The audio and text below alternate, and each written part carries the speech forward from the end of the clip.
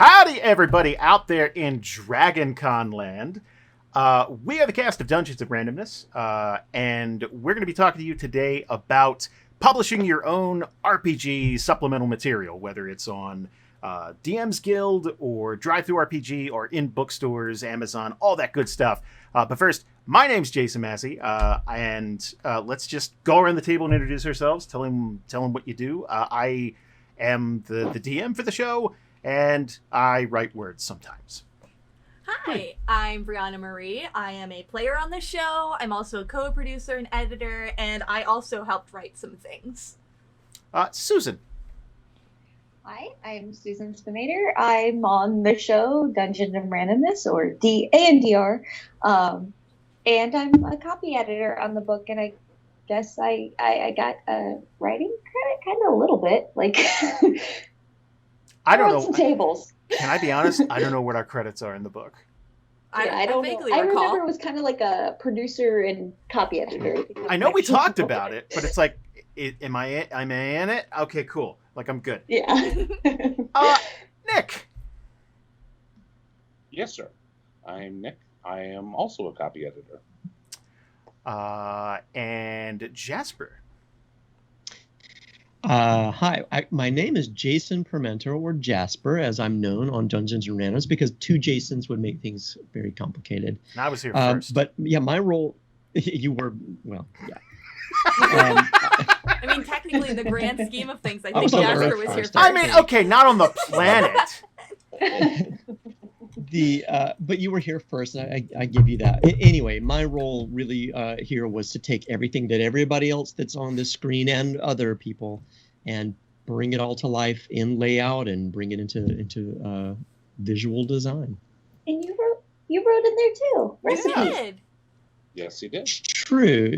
Well, yeah, I mean, to that point that you made it earlier, there's no way, and we'll get into this, I'm sure, but there's no way you can put something as hefty and time-consuming and all of that together without everybody being effectively a writer. There's not just one writer and then it just sort of gets handed off like a waterfall. Yeah. It's way more than that. Everybody here had something to do with making that book become real when it comes to the words. Anyway. Before we get too much into it, last and certainly not least, Jameson. Hey, so I'm Jameson. I served as both the art director for the book, coordinating all of the artists, making sure that they did the work and got paid for the work. And I also served as the managing editor for the book. So I was the first copy editor and then worked with the rest of our editing team and kind of oversaw, I guess, the handing of the project from one person to the next, I suppose, as we went along down the chain, down that waterfall. I also wrote a little bit for the book, so. Sure did. We have a bunch of questions, and thank you for everybody who submitted them. I know it was kind of short notice. We're all sort of kind of scrambling, I think. Normally we do, 6-7 panels and a live show? Yeah, usually. So this year we are doing a live show. Whatever. We're doing a show. Yeah, we're doing a show, and it will be broadcast live at some point. But yeah, and it's just this panel, and I think we're on one more tomorrow. We're going to record that with Rush and Robert Schwab, but that's it. Like that's, and it feels weird. I would much rather. I don't want to speak for everybody, but I would much rather be in a room talking to people and making eye contact. Not now, because you're all icky and infected. But next year. Next year, when we all hopefully get healthy, yeah, I'm in. I can't wait. I miss DragonCon. I do too. Amen. Me too. So, let's talk about what we did first, so that people know that we're not just talking. That makes it sound so like. Let's discuss what we did. I called you all in here. You know what you Let's did. Admit it. Oh man, if we were gonna do an apology video, we should have started off with a big sigh. Yeah. This is the hardest thing I've ever had to do. One of us should be crying by now. We've been going how long? We'll get Or there. like wiping our foreheads. The tears will even come though soon. that's not where tears go. Anyway. So for 8 8.5 years now, we've been doing a D&D show where at least 3 groups are simultaneously going through our world, and everything's homebrew. Everyone's just exploring. They're out there, and they're in the same timeline, and most of the time they're on the same continent. So I think over the years we got used to kind of running a fairly complex game. And at some point, the idea popped into one of our heads to kind of hand that over to people, because, you know, we get questions. It's like, oh, how does this spell work in your world? How do werewolves work? How do whatever? And about probably 3.5 years ago, I really was pushing to make a book. And it was the wrong time, totally the wrong time. And every once in a while I'd bring up to Bree, and Bree would go, we have these 10 things to do. It's like, yeah, okay, that's cool. And then I would come back to it. 2.5 years ago, I finally broke free. I don't know if it was, I don't know if we were having a slow month. It was at Dragoncon. It was at Dragoncon. Yeah. And I think that it helped that we were in person. I think you were high off of like the rush of speaking to a crowd that's like, you know what we could do? Yeah. And it's, so we launched a Kickstarter last year, April 2019, and you guys out there, we had what we thought was kind of not an absurd goal of $65,000, but we didn't want to make a black and white book, and we didn't want to make a small book. We know what we wanted to make. Yeah. And you guys helped us raise $87,000 and Jasper Fellow. And then It was so much money. what? I concur. And then we raised another $5,000 or $6,000 on backer kits. So thank you all. And what did we make for all that? What did we... this is the is our Adventurer's book. Guide to Theria. This basically represents one continent in our world. It is 392 color pages filled with tens of thousands of dollars in artwork and more written words than I thought we could possibly squeeze into a book, honestly. Oh, right, there's Look a how map in there. beautiful. Yeah, there's also a full color map that's big. That wasn't the binding coming out. That was Yeah, no. it's It's a supposed feature, to do not a that. flaw. Look at how good it is here. So, what we're going to It cover... doesn't have tables. Oh, baby, it's got tables. Man. You no believe the What is tables. There's Tables. lots of tables. If you open this up, there's like a 50% chance you'll get a table. Yes, and we also have... So, for those of you out there who joined our Kickstarter and helped us and kind of got in on that whole early bird thing, a lot of you are going to receive special edition copies that look like this. Faux leather, again, 392. It's got that new book smell. It sure does. All the same awesome content inside, but just looks like something that would freak out your parents. So, I don't care that I worked on it. It's going on my coffee table. And I'd be like, yeah, what's that? So, I would like to try to impart some of the things that we've learned along the way, because I think it's imperative to let everybody know out there that when we started this project, we had no idea how to do 95% of it. We know how to write, and even that is debatable, depending on who you ask on the team at any given point. I really learned the difference between it's and it's with an apostrophe. That's yes. But like way later than I think Susan wishes I learned it. I feel like that was Val's mountain. Anyway. So, first off, I think it's what is something that you wish you knew? Just one thing. If you could pick one thing, what do you wish that you knew if we were to start all over again, which we are? We're going to make a new book. But if we were to start this project all over again, what would you like to come in with? It's like, hey, I know what we're not going to do this time. That thing we did. Jasper, let's start with you. What's the question again exactly? What do I wish that I knew? Yeah, What we I would want to know next started. time? Something you learned along the Yeah. way. I would like to know. I would like to know If there's a deadline, which there usually is for any project of this scope, or not this scope, even smaller, there's usually a deadline of some sort. I'd like to know why that deadline exists for what it is, and where it can move, where it can't move, and why. So, for example, it could be that there's a deadline. Oh, no, there's a big event. We need to make sure that we have this ready for DragonCon. We're going to be making sure that we have them there.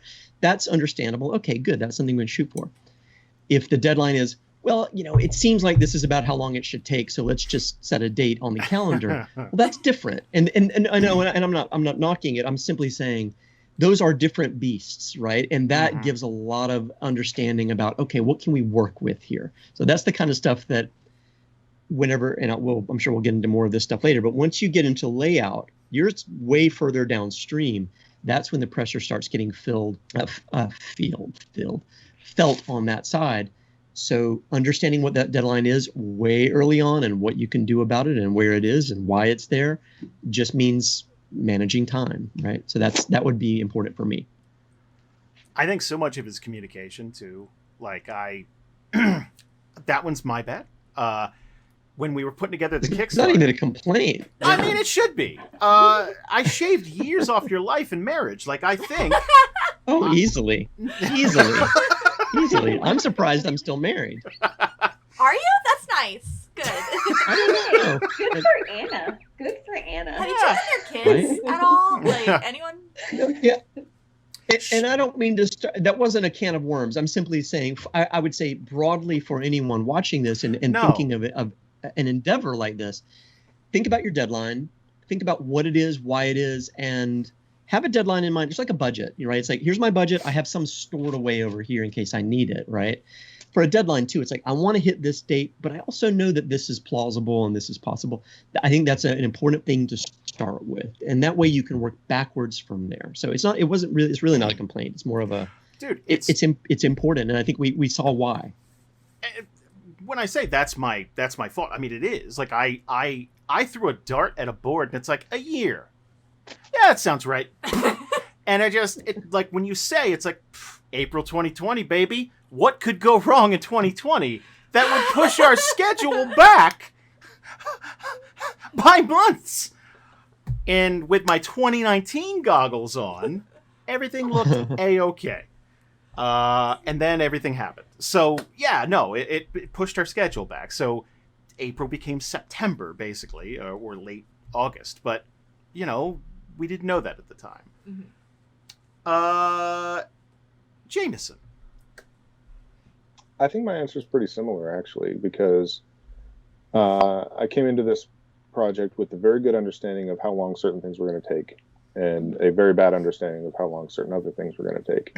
Particularly the back end of the editing process, because like as the front end editor, my job's very different than what like Susan and Nick and Valerie were doing, which was very detailed consistency, grammar, punctuation, all that kind of stuff, finding like literal, like, well, in the chart on page 50 we use a period on every line, but in the chart on page 70 we don't, and like that kind of stuff. I don't see those kinds of details. My editing for the first round is very much like, is it clear, is it concise, is it consistent? That's it. That's all I care about. I push it out the door after that. So the multiple rounds of editing that took place afterwards, which were necessary, I didn't account for that with the schedule that we made.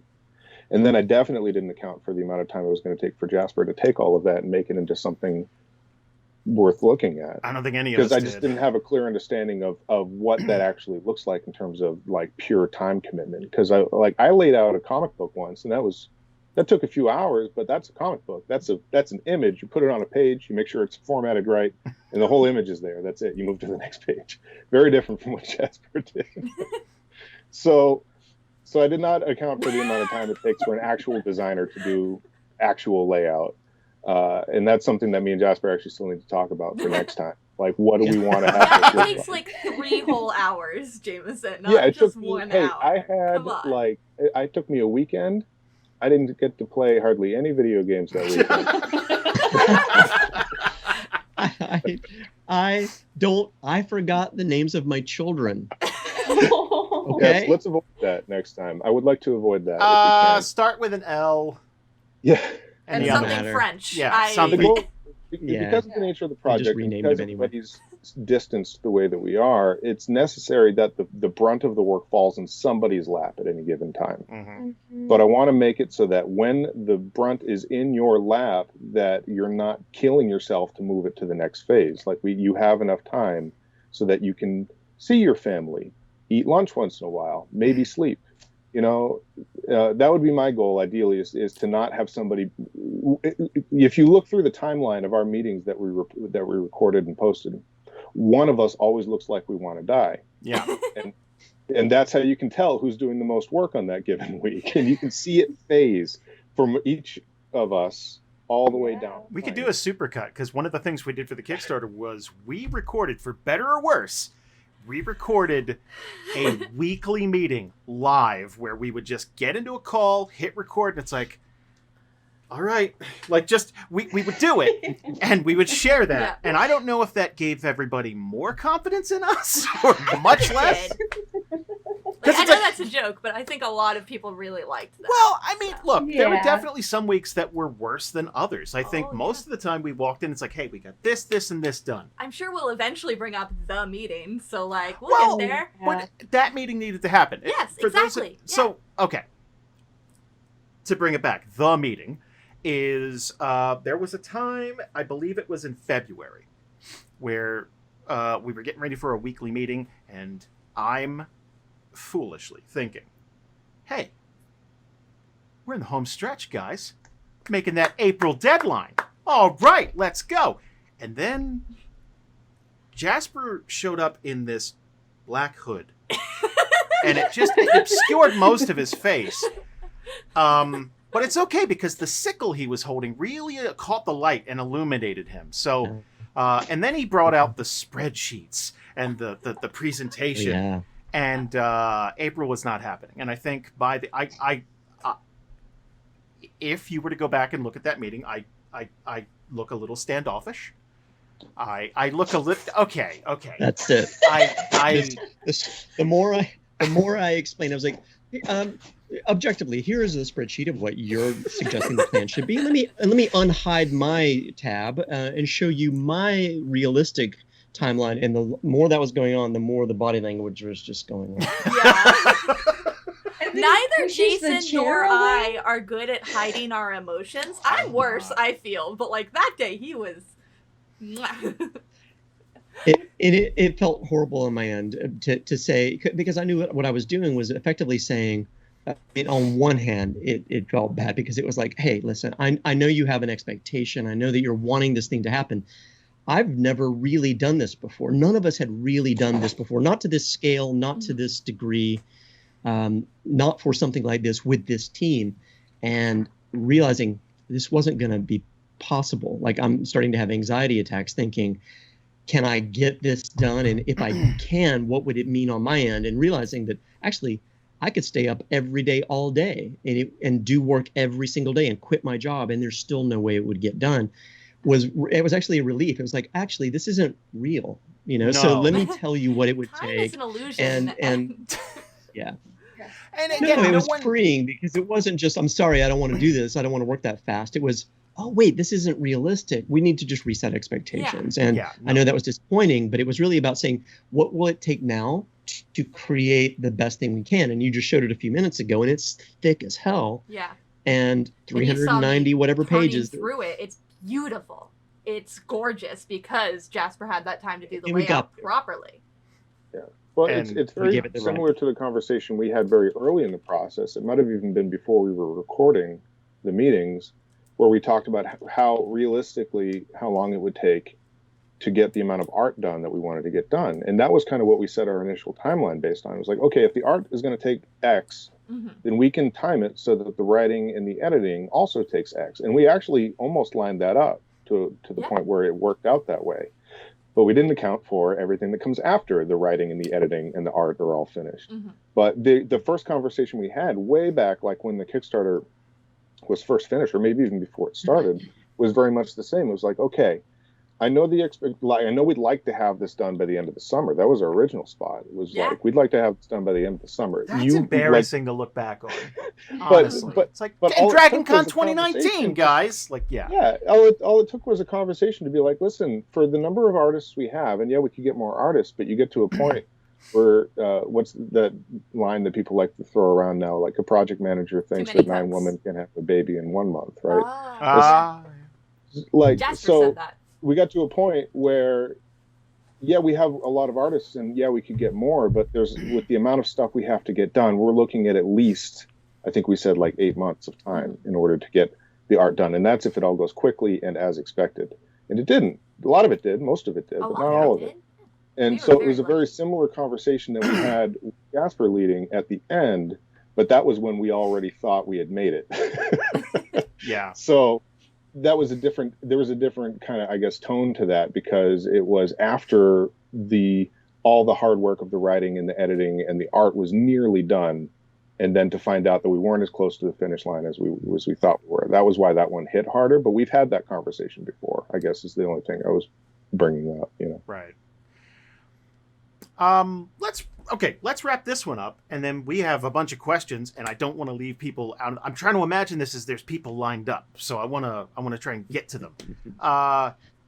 Nick, something you wish you knew before you walked into the project. You came in, like, I'd say the back third, somewhere in there. Yeah. I think I came in right after the Jasper meeting. You'd remember it if you were there. Oh no, I watched it. I wanted to know what I was getting into. It's like, hey, do you want to be part of this? Aw, that's nice. Okay, I'll watch this meeting. Okay. Okay, I'll wear a You cup. still No wanted problem. to join the project? You could see the moment his heart breaks. You could just... Well, there was more than one heartbreaking in that meeting, and you know it. you know? Yeah. But again, we did, like, okay. Well, that's what happens when you have a project that people are, they're passionate and they're pulling for the best possible outcome. And everybody was very clear in any meeting that you watched. Everybody was pulling for the best possible outcome. Yeah.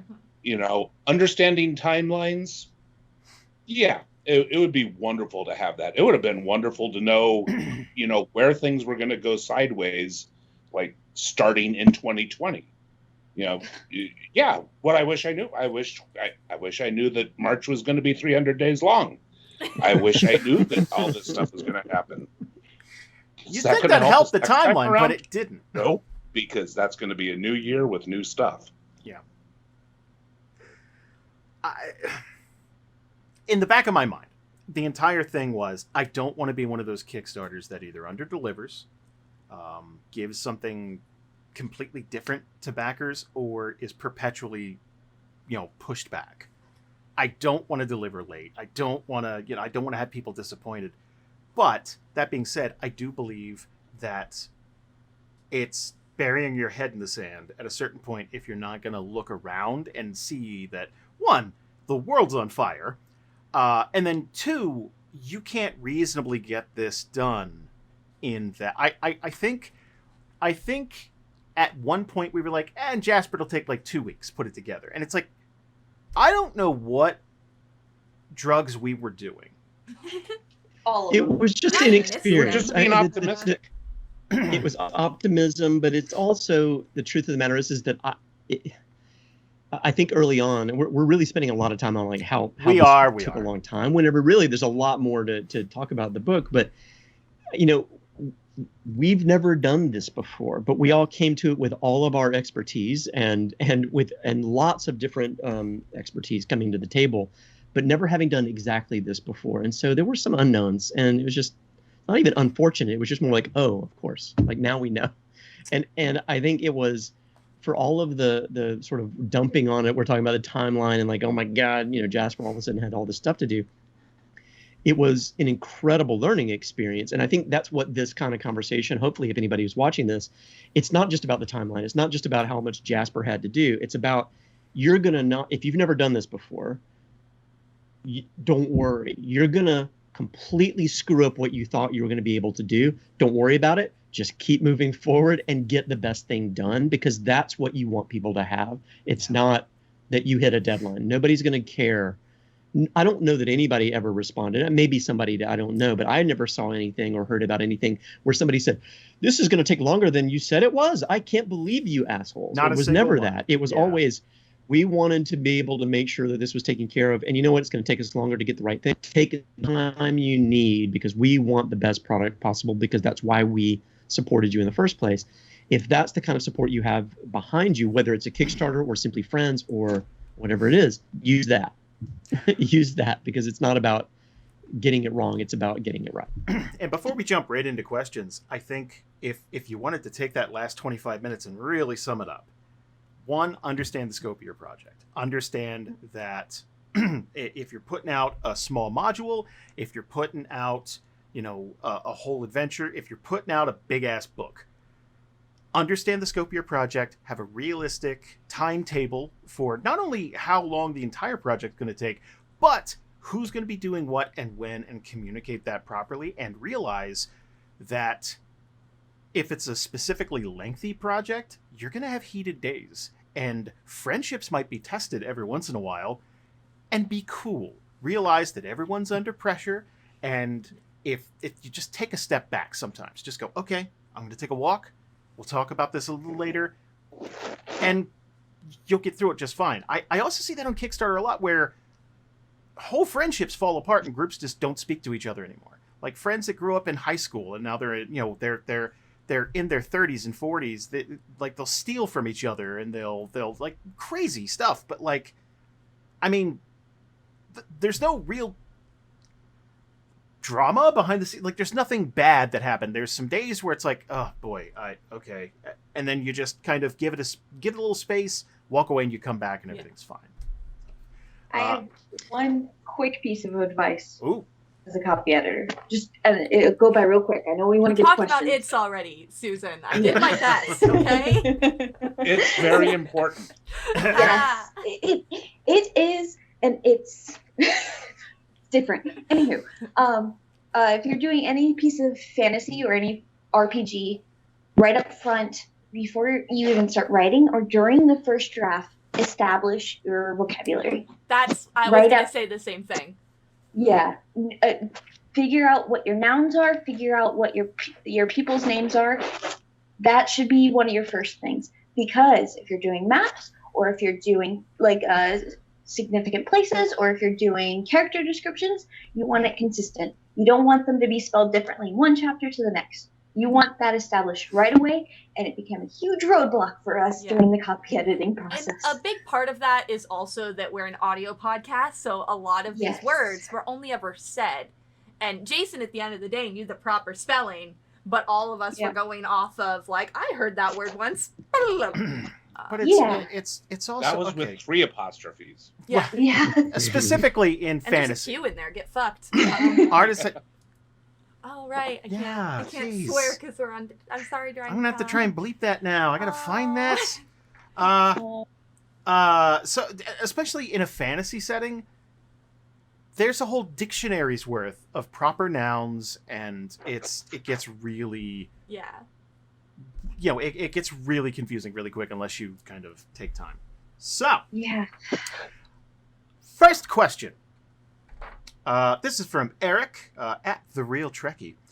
How do you find the balance between specificity and giving room for players to make their own story out of your outlines? So, well, with our book, it's not really a narrative thing, right? Like, there are stories in it, but most of this is just, okay, we laid out 25 different towns and cities.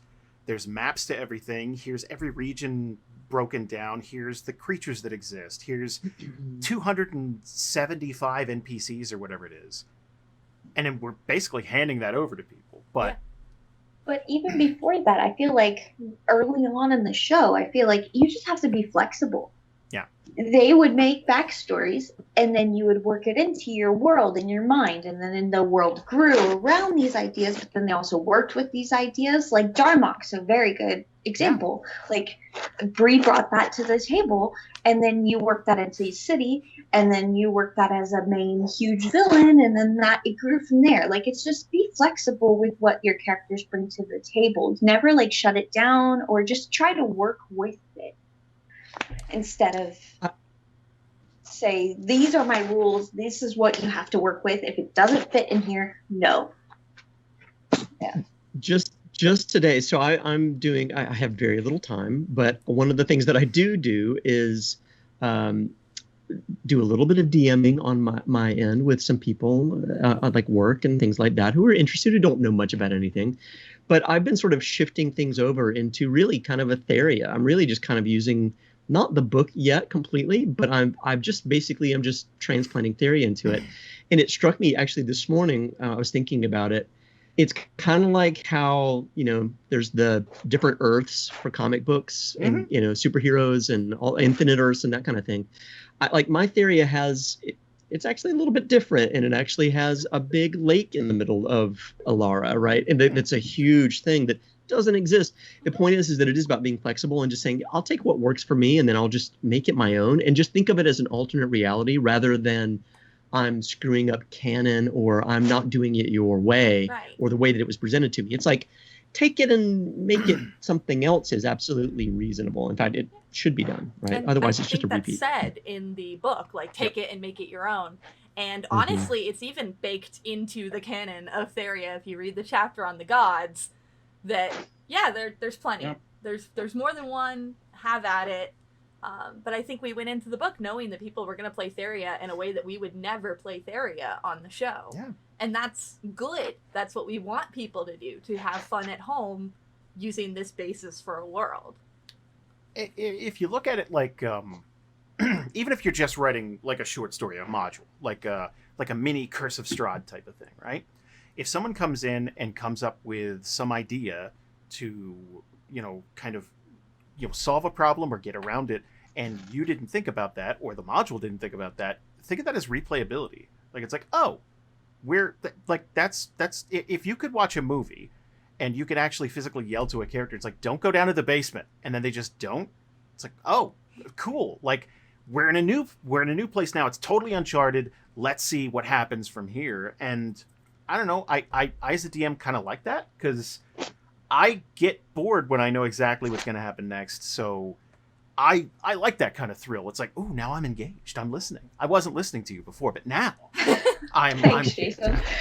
I want to leave that one sentence out, but yeah.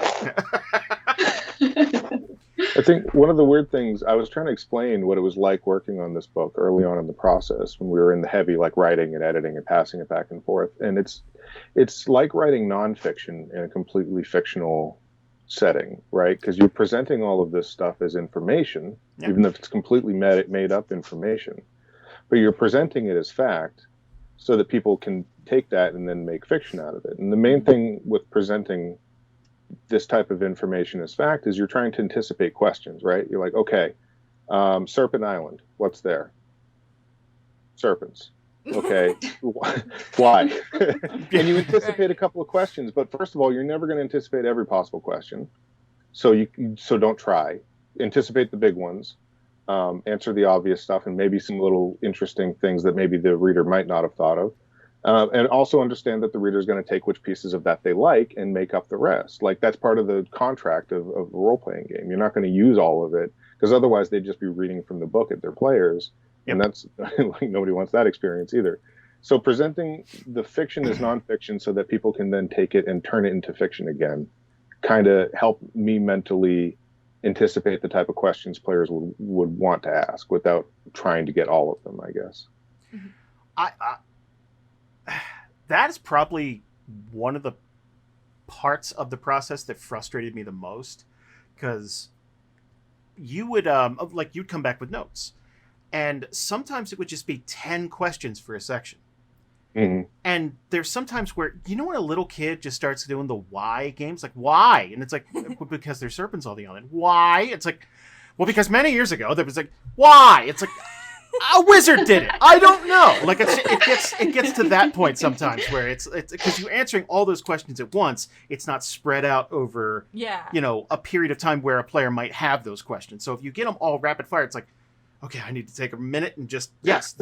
Even if I have the answer, it gets frustrating because it's like I feel like I'm answering everything so rapid fire that it's jarring. Yeah. There's also a caution to be had with answering it over a vast stretch of time because you might not completely remember what you said. True. And okay, so it was both this and not this, but that happened because of some other thing. And it's a matter of balance. Do you know my deepest fear is that? Oh, please. Oh tell man. us. So okay, okay. This is gonna get. Well, basically, I have a fear of losing my memory, like getting older and just like not remembering stuff. Oh, we're getting to a dark place. No. But there's gonna be. What if there's a point where I reference something from our book and reference it wrong, and someone's gonna be like, "But you wrote this," and I go, and I just can't deal with it. That's terrifying because that was like, well, it's here, it's written, like you have proof, like it's a document, like a big 400-page document, and you have it. So well, you can just say that I wrote it and I wrote it wrong. Moose. Well, then I failed to catch it. That's either way. Yeah. I do really, I really love, and I think this is great for anybody, not just about creating something like this for RPGs, like we're creating a document that needs to be printed or something like that you're going to try to sell or give away or whatever it is, but even just for world building. And I think this idea that, I've got 2 5.5-year-old twins. So this idea of, well, why? Well, because. Why? I think that's actually a really good exercise. And maybe you can pick 3 levels deep, right? For anything that it feels like a big meaty substance of something, ask 3 times why, right? And maybe go that deep, and maybe that's the boundary for what you should put out there. If you go any more shallow than that, maybe you should do it intentionally. Like, beyond that, it's kind of your call. Right. But if you go too far, then it's like, okay, this is just becoming like, you don't need to get into that detail. So maybe picking that 2 or 3 levels of deep of why is a great exercise, especially if you're going to be doing something around world building or putting some rules together around that. That's fair. Anyway. Jasper, you said you have questions. Do you want to take turns? Well, I mean, yeah, sure. I mean, my questions aren't like, hey, what did you like about it or not? It's more like, I think what would be, because we can talk about that, but I think it's also important for people to know not only how the struggles that we all had getting something out into the world, which any artist or creator has, that's going to be a struggle, right? You're going to do it. But the logistics, like how many pieces of art were there ultimately? Do you remember roughly? Jameson? You know what? Give me a moment. Come back to me. It was in the hundreds. Okay. With that in mind, I mean, just logistically, you mentioned it earlier, but it is hundreds.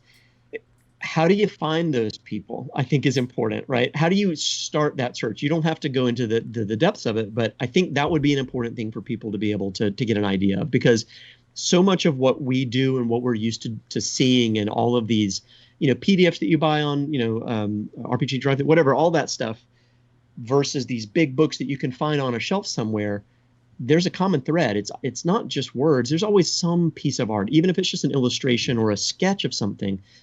How do you do that if you don't have that skill yourself? So there were hundreds of pieces of art.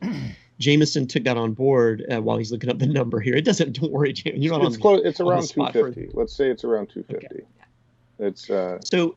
And that's not just like tiny little things. These are some huge, expansive, full spread images, but also, caricatures of people's faces and that sort of thing. How do you find those people? And that's my question for Jameson. How do you find these people? So I come from a comics background, so most of that is art-based, obviously, because the storytelling is 100% done through art. So I was fortunate enough from a previous project to have a list of artists already ready to go when we started this thing. Not all of them were appropriate for this project, but some of them were, so we started with them. There were a handful of artists that Jason and Bree had worked with previously on other D&R related things that they had enjoyed working with, and we decided to include them as well, and we knew what their strengths were. And beyond that, The internet. So we live in a really good age where you can find fantastic artists all over the place. Any social media platform has artists on it who are plugging their work. If you go to Instagram, if you go to Facebook, if you go to Reddit, is actually I found a lot of success personally using Reddit as a way to find artists. Twitter has a huge community of artists who share their work and promote their work. And so on and so forth. There's platforms specifically dedicated for sharing art, like ArtStation, DeviantArt, Tumblr, all that kind of stuff. So if you know where to look, and each of those communities has little tricks on what you can do to start finding those people. But if you start finding one, you'll find a bunch because they all are in a network together. If you know where to look and you offer money, that's actually an important point, because a lot of people come to artists online with promises of payment via exposure and all that other stupid crap that basically swindles artists out of their time and talent. If you come to them with a legitimate project and you're able to pay them, and that's not the only way, because I've done work with artists where I wasn't able to pay them, and that was clear up front, and my expectations were different because of that. But with this, it was like, okay, here's what I can offer for these types of pieces. Here's what we're looking for in terms of like the tone. Here's what we're looking for a timeline. Here's when we need it. Can you do it? Are you interested? Here's a contract. Also have contracts, please. Have written agreements with these people so that everybody understands. Because even if they're the best person in the world to work with, if they didn't understand completely what the agreement was, you might not end up working with that person again. Worst case scenario, there could be legal problems, which fortunately we never had. But coming to these people and being very open in communication with them as far as expectations about timeline. Some of the artists I worked with liked it when I checked up on them every few days. Because usually if I haven't heard from an artist within like 5 days, I would send them a quick email, be like, hey, how's that thing you're working on? I'm just curious. Most of them would check it, follow up, and be like, hey, here's a draft. I'm doing okay, or I didn't get much time to work on it, or whatever. Some of them would be like, you don't need to do that. Like, I'll get it to you when I'm done. I promise it won't be longer than 2 weeks or whatever. And that's fine too. You establish that, and as long as they're within what they said they would do, I'm totally fine with that. But having the same level of patience with artists that you would have with any other person you're working with, and an understanding for what it takes for them to do their best work is absolutely what I would recommend. Because we had some artists who didn't work out for different reasons. And we had a lot of artists who really did. We had a great relationship. I'm still in contact with a lot of them.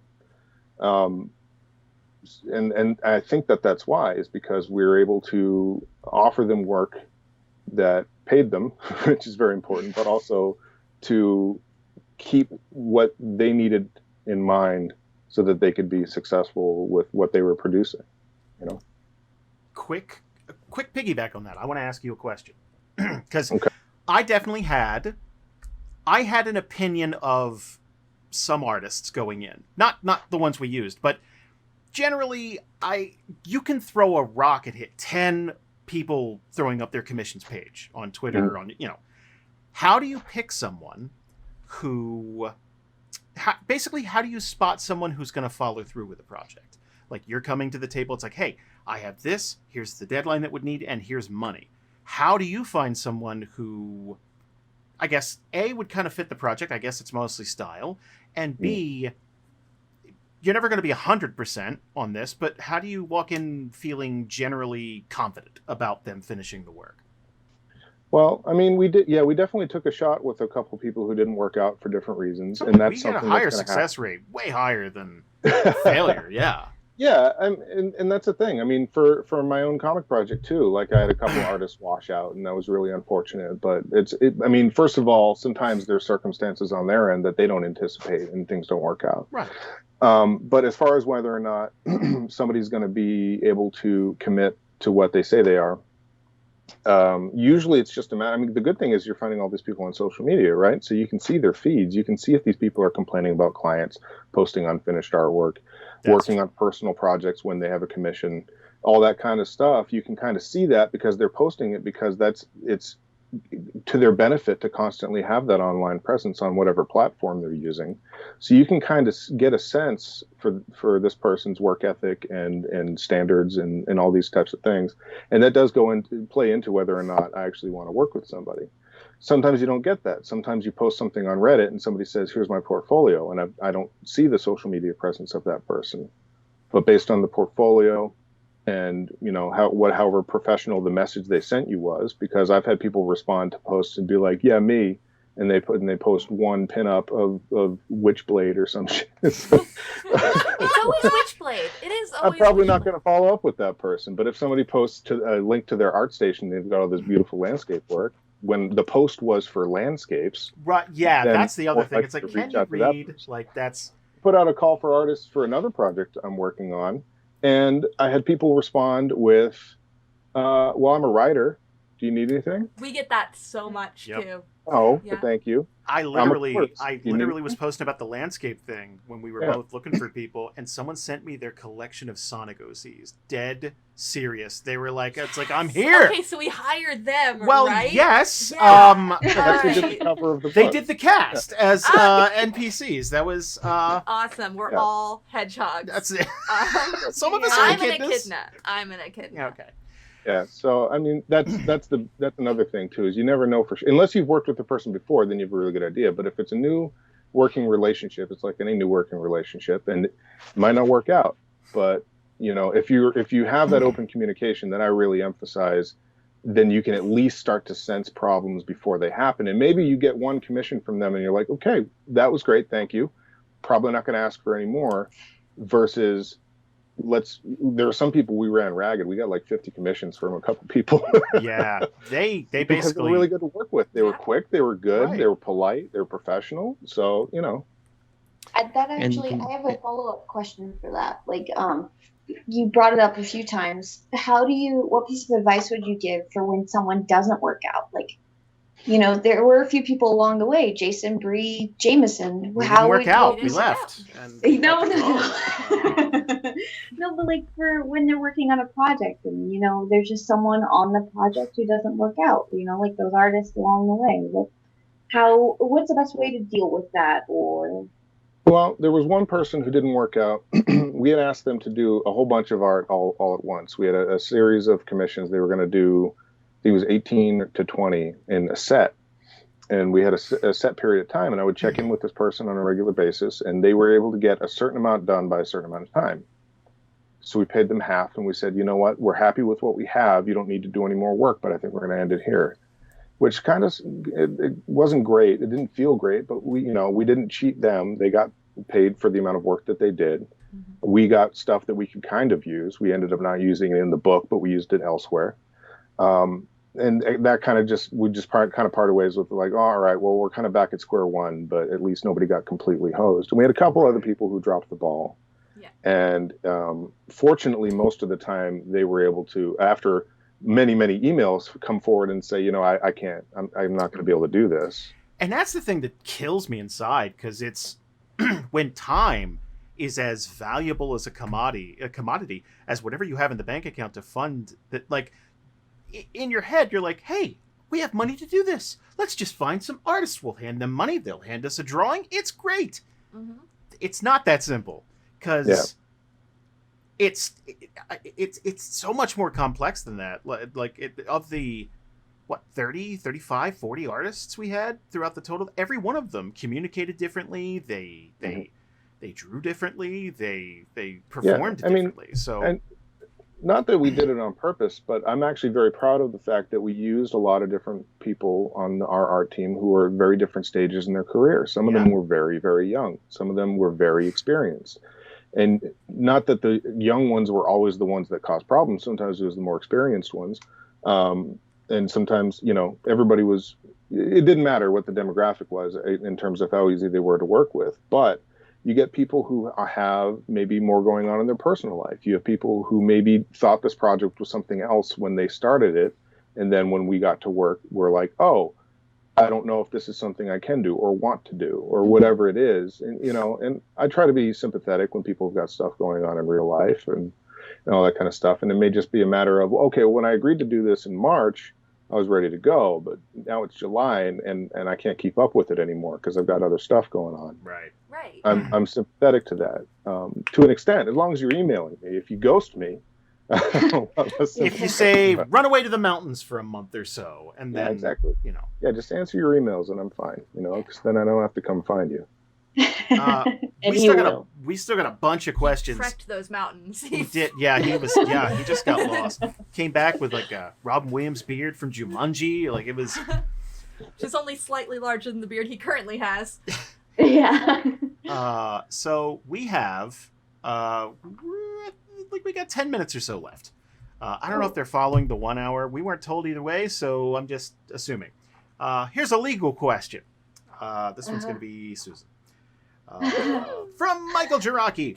I have lots of stuff I've been working on, but I don't even want to say the name of the world out loud until I have it trademarked. That's smart. Until getting legal advice getting legal advice on this is harder than you would think. Can you guys talk a little bit about how you got legal advice? Well, okay. Blogs were invaluable. It's really okay. Like, I know that sounds silly, but like a lot of dungeon masters have published their stuff before. Mm-hmm. Using the Wizards gaming license, and a lot of them have put out long descriptions of what they had to do. Yep. Also, just kind of looking at other people's books and seeing like, oh, they got away with that. I'm probably okay. Like, if you're publishing something on the back of an OGL, like say D&D 5th edition, mm-hmm. Like we were, there's stuff in the OGL that's pretty clearly laid out. Proper nouns you can use, proper nouns you can't use, what you can recreate, and then there's stuff that's just weird that you find out along the way by doing research. Like, you can't say D&D in your D&D book. You can't say DM. You can't say you can't reference the player's handbook. You can't, like, there's so many weird things that it's like, I don't understand why that's a thing, but fine. We were lucky enough to both know Susan, and a buddy of ours is a lawyer. We've talked to him a couple of times whenever we have a legal question that is above and beyond us, and that's often. So I know nothing about the law. Susan, how is law? How is law? Tell us law. I have to preface this. I'm a paralegal. This can in no way be construed as legal advice. This is not advice from a lawyer. I'm legally required to say that. There are an astounding amount of resources online. Lawyers don't want you to know that. They really don't. There are so many resources, and they are just as valid as legal advice from a lawyer. I think that's why they get you to say the first thing, Susan. I think that's, I can honestly say that, having worked in this field for 10 years, that I could write a contract by my own. I could write discovery. I could write a complaint. I could probably litigate a case, but I can't tell you that.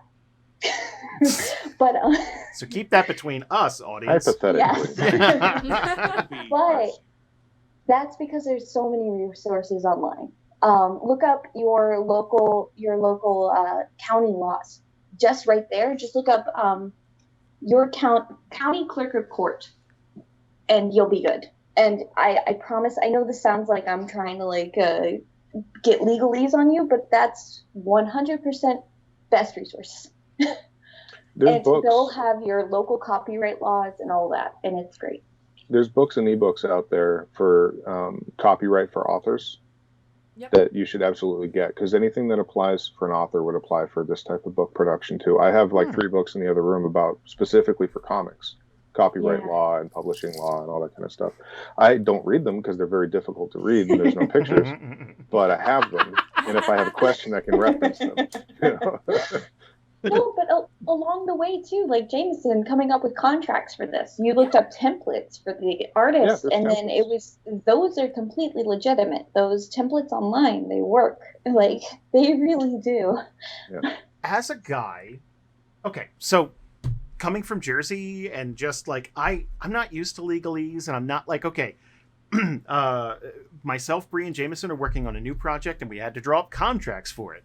Mm-hmm. And just reading through it, it's like there's money involved and there's like licensees, and we're like, yeah, just whatever. You do the thing and hand us money, I guess. I don't know. Like, it's... Don't do that. Well, like, we trust you and we read it, but it's like, I feel icky.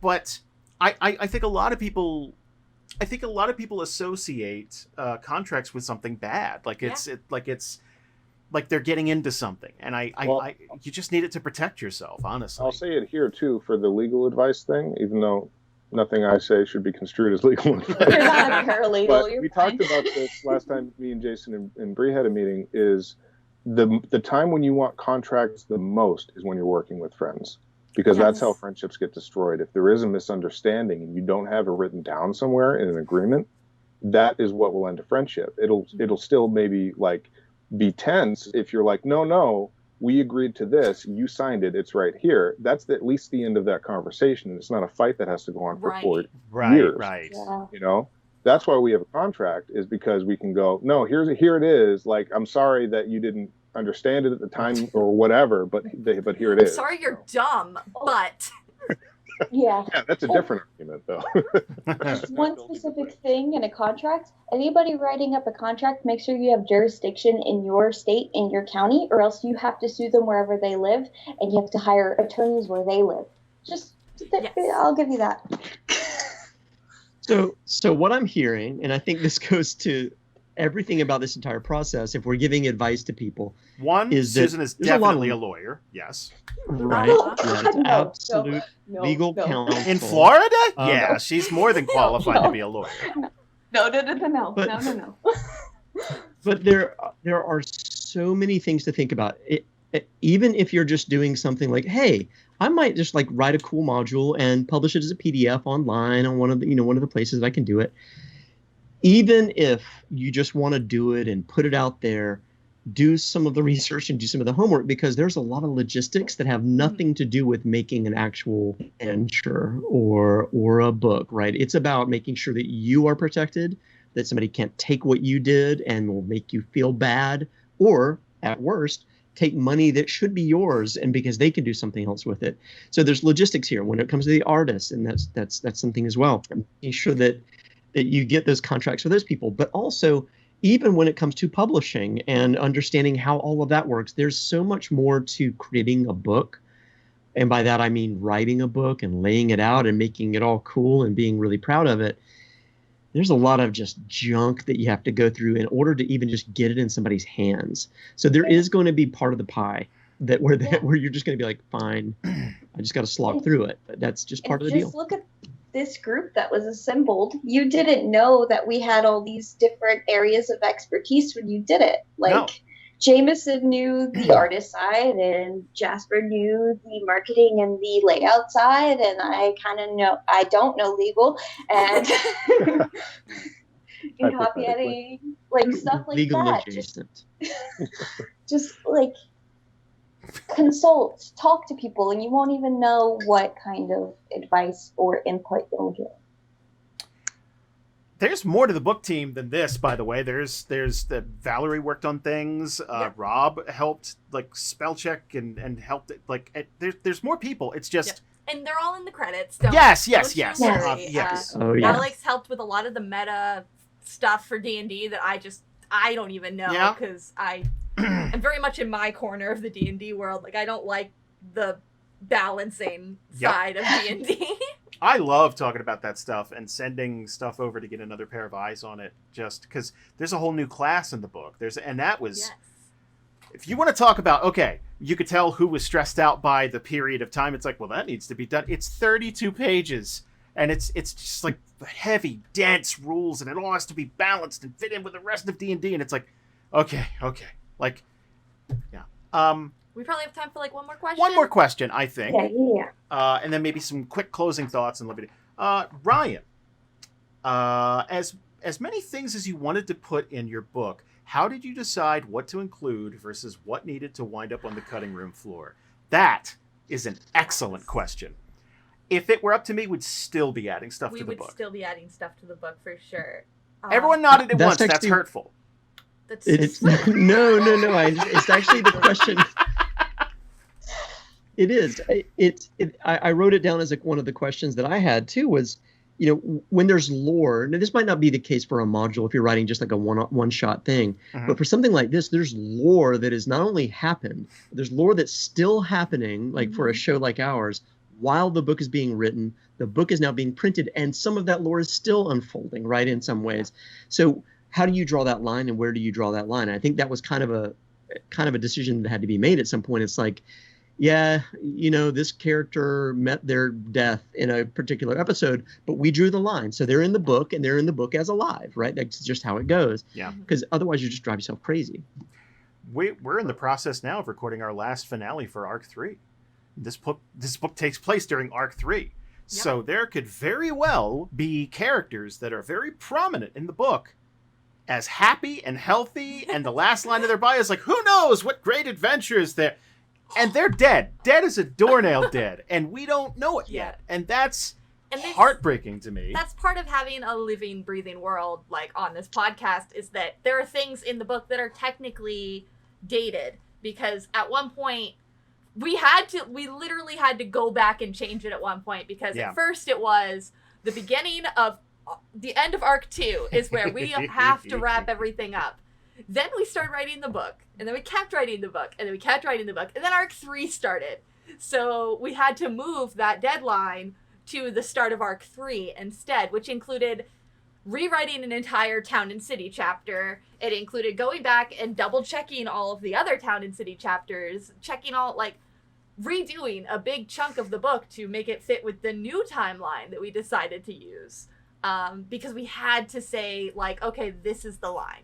We can't include lore past this point, because otherwise we're never going to stop updating this book. But we did end up moving it because it took us so long to write the book, which, duh.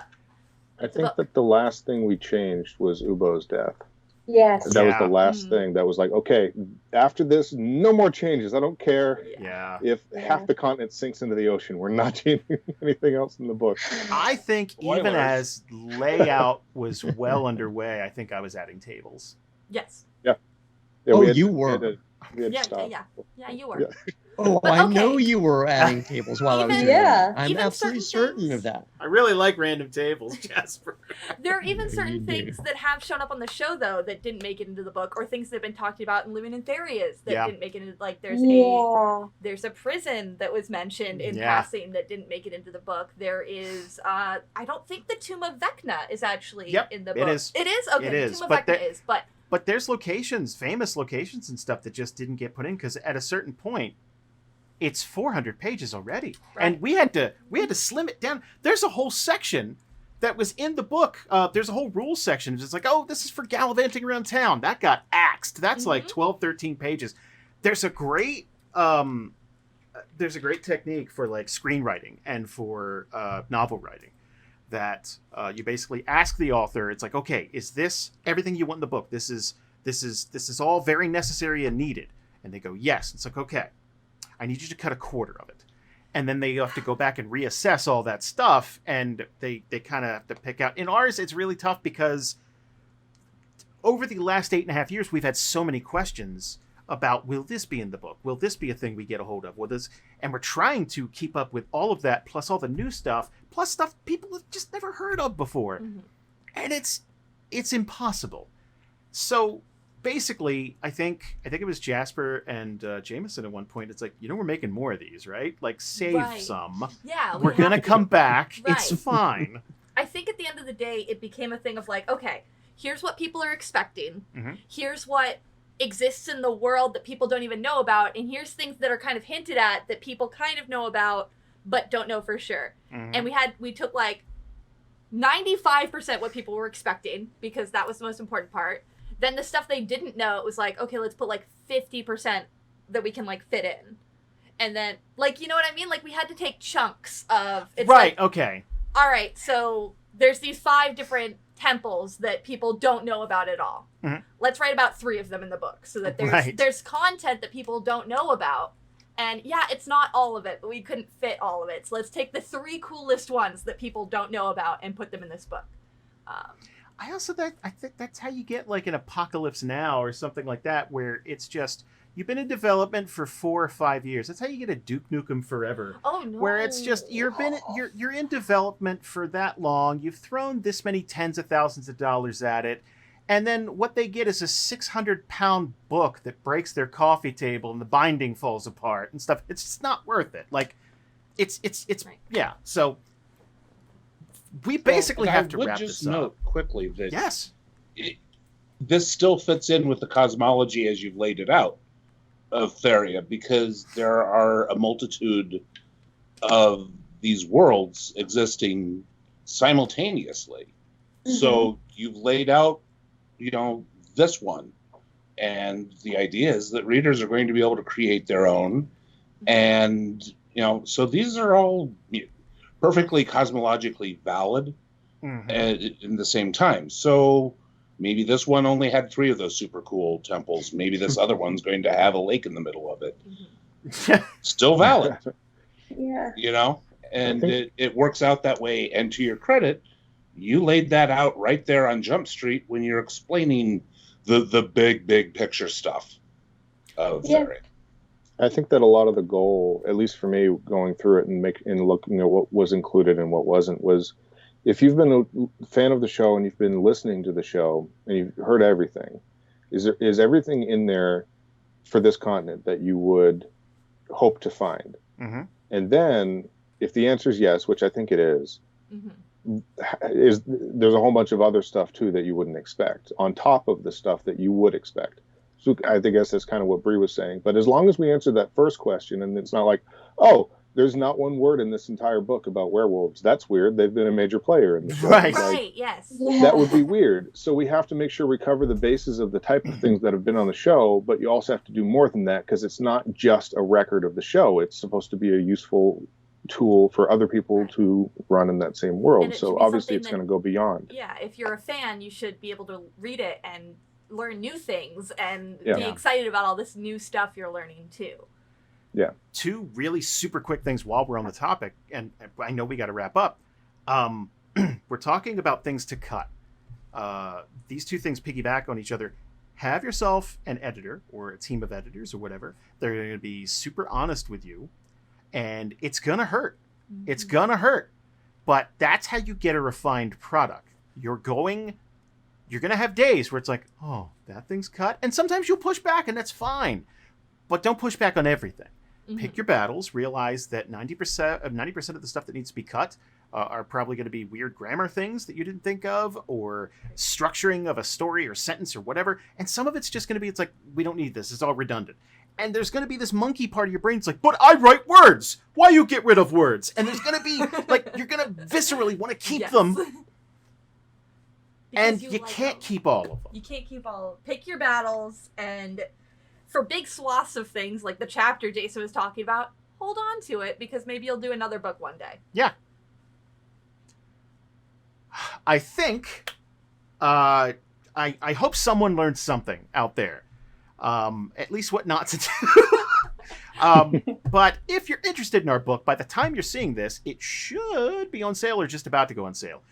You could search for it on Amazon. The Adventurer's Guide to Theria, Volume 1, Alara. Alara is the name of the continent that we cover. You can find it on Drive-Thru RPG. We can't put it on DM's Guild because you can't have full books on DM's Guild using the OLG. See, the OGL, the weird stuff like that. But yeah, you can find it on our site. Trust me, if you look up Dungeons and Randomness, you'll know we wrote a book, and you will be able to buy it. So, and also listen to our podcast. Yeah. There's hundreds of hours of free stuff there. So thank you all so much. I hope you enjoyed this panel, and I hope you're enjoying DragonCon 2020 from home. Bye, guys. Bye. Bye. Ciao.